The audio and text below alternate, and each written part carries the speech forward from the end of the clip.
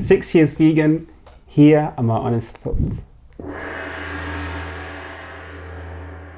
Before we start, I'd like to structure this video into 4 parts. First part is becoming a vegan without wanting to be one. Second part is the key to not missing animal products. Third, my challenges and bad experiences. Fourth, the most terrible story. And fifth, how I failed in the past and where I still fail now. Now, when I started going vegan, I actually never really wanted to be a vegan. I never planned it. My intent was to add more antioxidants into my diet, as I read about this in a book, Vegan for Youth, by Attila Hildmann. He's a German cook. Becoming vegan was like a process for me. It took weeks, if not months. I think the first vegan product I bought was oat milk and soy milk. And to be really honest, I enjoyed it quite fast. Just as much as I enjoyed having a sip out of cow milk, I also enjoyed having a sip out of oat milk. For meat and fish, I then started to develop a strategy. I started by replacing half of my meat by tofu, so instead of eating meat every day, I ate meat every second day. Then I quit my meat consumption at home, and finally I quit my meat consumption also outside in restaurants. Same went for fish. Eggs, cream and butter I quit immediately, as I think the alternatives are so brilliant on the plant-based market. And cheese, well, let's talk about that later in the last chapter. However, the very last thing I quit was my protein powder. I can remember living downstairs with my parents, having this protein powder in my cupboard, and I said to myself, okay, this isn't tasty, this isn't what you want, but you're not going to waste 500 grams of food, so finish it. And this would maybe also be my first advice to you: either donate your food, your animal-based food, or finish it, because I think we're living in a world where so much is thrown away and wasted. And even if you still got non-vegan products at home and you're trying to go vegan, find a way how they can be consumed either by you or by someone else.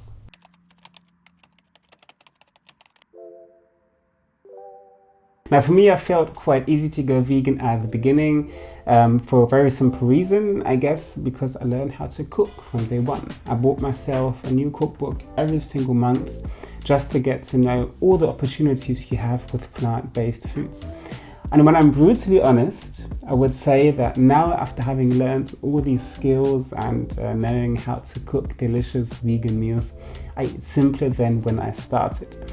I really experimented with everything. I made myself acai shakes, matcha lattes. I tried to experiment with soy meats, replicated chicken nuggets, vegan bounty, pasta bolognese, everything which might sound like normal for a lot of us now.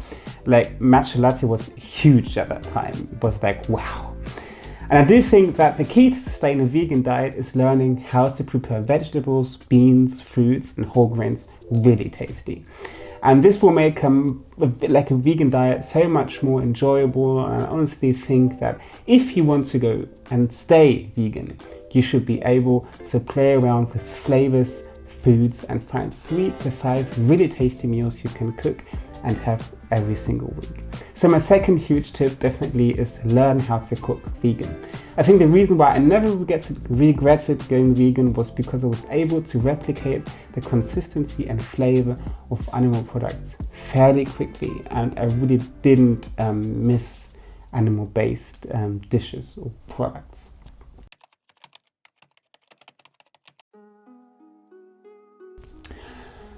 But of course, I also had a few difficulties, or still have difficulties. At the beginning, I was ashamed to tell people that I'm vegan, because 6 years ago, it wasn't that cool or that normal as it is today. And I always tried to hide what I ate. And when I was at gatherings or parties, I always tried to eat beforehand so that I was full up already when I went to the restaurant or to the party or whatever.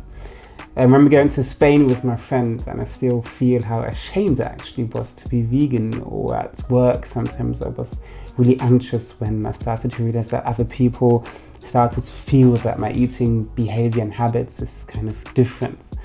And I don't know why, but I always hated it to justify myself. To have an argument with people why I'm really vegan and why I don't eat animal products. The only thing I wished was that people just let me do my thing and hopefully don't recognize that I follow a certain diet. And if I'm honest to myself, until today, veganism is a topic which I really do not like to talk about. And I think the main reason is that I think that it's nothing worth talking about. I don't see myself as a vegan. I see myself as a human being who eats plants. And still I don't feel cool being vegan. But now in today's world, it's the right thing to do. And in regards to our planet, humans, and other people, of course, I think we all should go vegan. My family and friends, by the way, nearly all got inspired by me, although I never actively tried to influence them. My girlfriend went completely vegan, and my parents quit milk and meat. One of my best friends, I'd say he's also to 70, 80, 90% vegan. So I think being a role model is the best thing you could do as a vegan. Now, the most terrifying story I had with veganism was with one of my grandmas. I love her definitely, but she thought and still thinks that veganism is something like a non-sugar diet. And I think she still does not really understand what veganism actually is for her, but also my parents. It was difficult at the beginning, as they couldn't cook for me anymore. At least they couldn't cook for me as they used to. And my grandma then tried it once again and made a stir fry with veg only, and then she added an entire tin of cream with ketchup. And if I still think of it, I still get goosebumps, because I must admit, the aversion level was 10 out of 10. I think cream, butter and sausages are one of the foods I never want to eat again. Now, I forced myself to eat it. To be honest, I still get goosebumps, as I said, when I think about it.